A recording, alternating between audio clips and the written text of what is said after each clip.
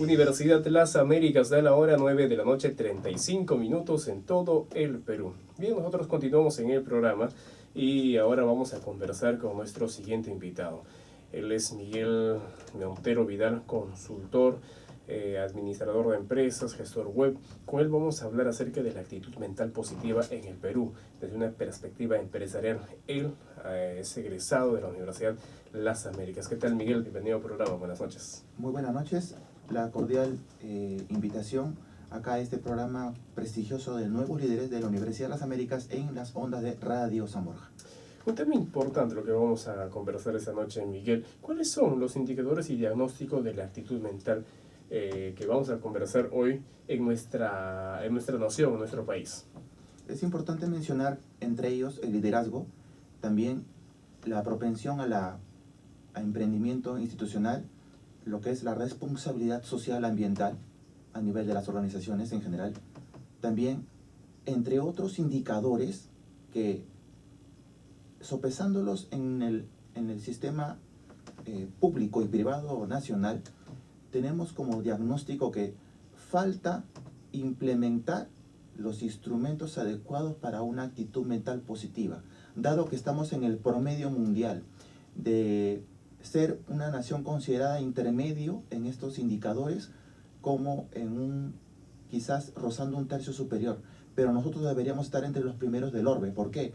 Somos un país tan rico en recursos diversos que correspondería estar en los primeros del globo. Sin embargo, como falta implementar el talento humano adecuado a la explotación de estos recursos, no ocupamos el lugar que deberíamos a nivel mundial. ¿Cuáles son esos factores medioambientales en nuestro país que condicionan el diagnóstico que nos estás dando? Contrariamente a lo que mencionamos en la anterior pregunta, la proactividad. Somos muy reactivos como Estado y como sector privado. Respecto al liderazgo, no encontramos referentes en el Estado como en el sector privado como para poder coadyuvar en términos generales las tendencias actuales, por ejemplo, desaceleración económica.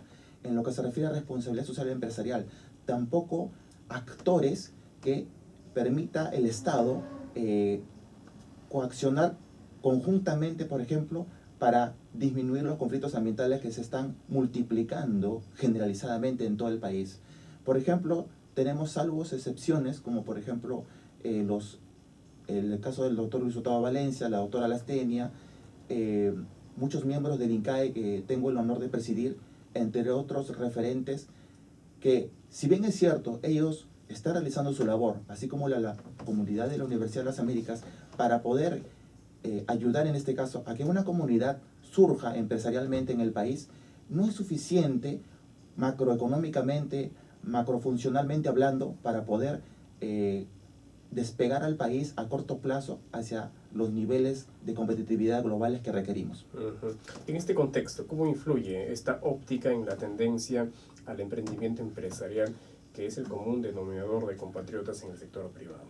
Por ejemplo, cuando tenemos alto índice de emprendimiento, o sea, mucha gente que está emprendiendo micro y pequeñas empresas día a día, pero una alta desertabilidad y fracaso, porque si bien es cierto, el Perú es muy creativo y ahí tenemos un crecimiento poblacional por el cual tenemos más población joven cada vez, es insuficiente al no estar conectados con los instrumentos del Estado, al no tener referentes en el sector público para poder coadyuvar a estas personas y que se conviertan de emprendedores a empresarios exitosos.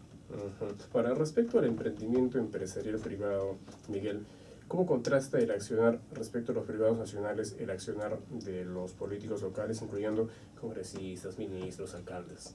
Vemos que hay una gran propensión de los políticos en general a ingresar a los diferentes estamentos del Estado para enriquecerse, ¿no?, en términos generales. Tal es así el punto que carece de los criterios necesarios para que ellos, por ejemplo, a través de medidas a nivel del sector, lo que se llama gobiernos regionales, locales, municipales, en lo que se refiere al Ejecutivo, Congreso, unirse entre ellos para poder, en este caso, dar impulso a la microempresa, forma de financiamiento, facilidades tributarias, exoneraciones, mientras se van formando, consolidando, a fin de que cuando ya ellos tengan una alta rentabilidad devuelvan esto al Estado y tengamos un país altamente generador de empleo productivo. ¿Crees, Miguel, que exista incompatibilidad entre la idiosincrasia del emprendimiento empresarial privado respecto a los actores de la política? Hay como, si bien es cierto, hay una tendencia política a que no se vea el sector público para servir, sino servirse. Entonces, tenemos un esquema mental incompatible con el emprendimiento exitoso a nivel tanto público como del sector privado. Llámese, hemos tenido ya el ejemplo del ministro que ha mencionado que Petroperú no está en la capacidad de operar un lote de exploración en la selva. Sin embargo, cuando él menciona estas palabras, podemos nosotros inquirir que él está indicando que él es parte del Estado. Por lo tanto, forma con otros miembros del Ejecutivo, Legislativo y los gobiernos regionales y locales del Estado. Pero cuando él se autoinvalida, porque son ellos los que están administrando, en este caso, a través de representantes de su mismo grupo político a Petroperú. Entonces están desautorizando, están diciendo, en otras palabras, con una actitud mental negativa, yo no puedo, soy incapaz de llevar adelante, a incrementar la exploración, los ingresos de Petroperú, aunque sigue siendo la empresa más rentable del país, por si acaso. Sin embargo, ellos se están desautorizando a sí mismos, porque acordémonos que la estructura empresarial pública también está formada con personas así mismo como el sector privado.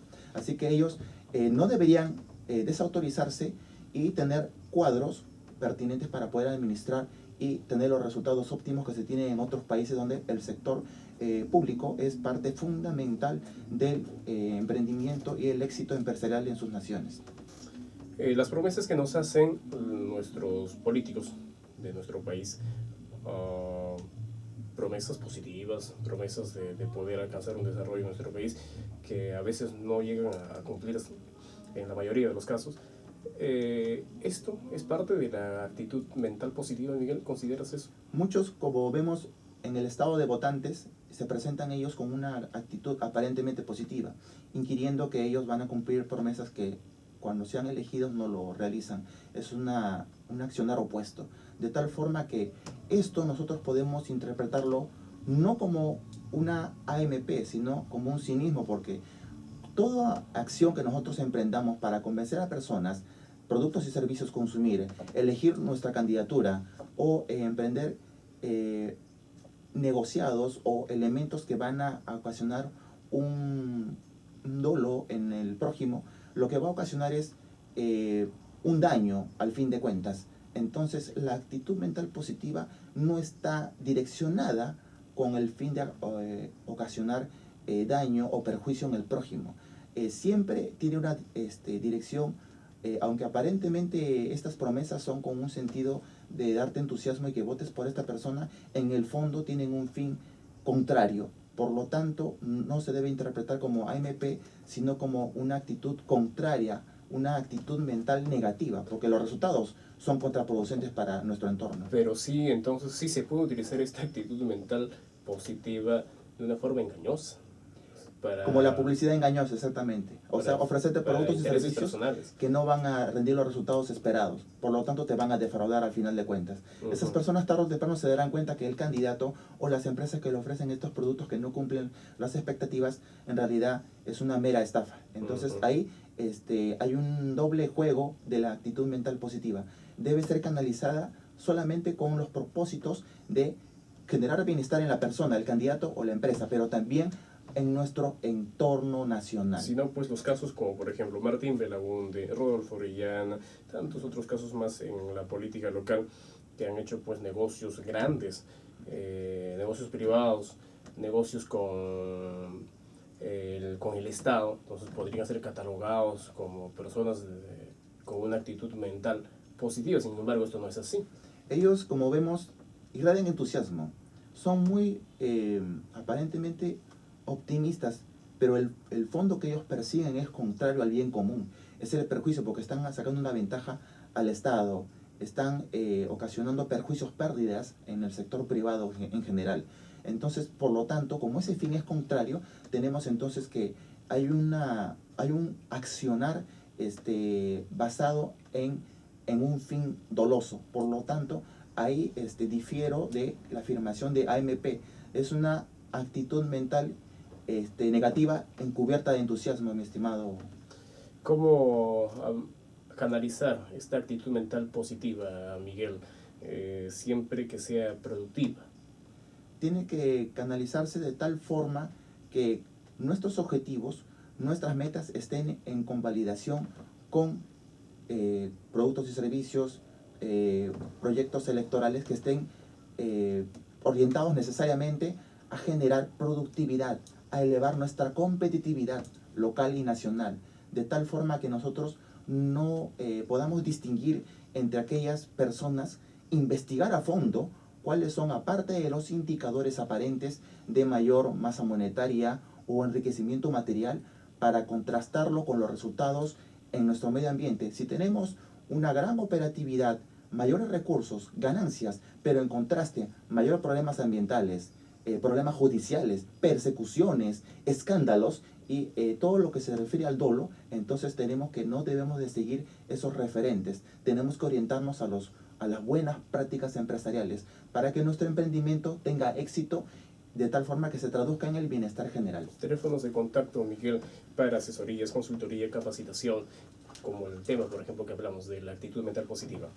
Agradezco mucho la participación de mis colegas también, profesionales de las diversas ramas, que coadyuvan a que llevemos las consultorías, las asesorías a más instituciones, a más personas, a ti, Jan Miranda, a Julio García del Mazo, los líderes de la Universidad de las Américas, esta comunidad universitaria que me ha acogido desde que soy alumno, y pueden contactar para todo lo que son diversos tipos de temas empresariales, emprendimiento, éxitos, gestión del talento humano, al correo incaeperu@gmail.com, a la página web del INCAE. Solamente digitan INCAE, Néstor Álvarez, INCAE, también puede ser Richard Trejo, entre otros profesionales de nuestro medio, y también al 949-737-930. A ustedes a su servicio, y muy pronto estaré acá con todos ustedes disfrutando de una nueva intervención. Gracias a ti y a la comunidad universitaria por acoger a estos líderes. Muy bien, gracias. Miguel Montero estuvo con nosotros en Nuevos Líderes para un Nuevo Mundo, conversando acerca de la actitud mental positiva en el Perú desde una perspectiva empresarial. Nos vamos a unos consejos y regresamos porque se encuentra ya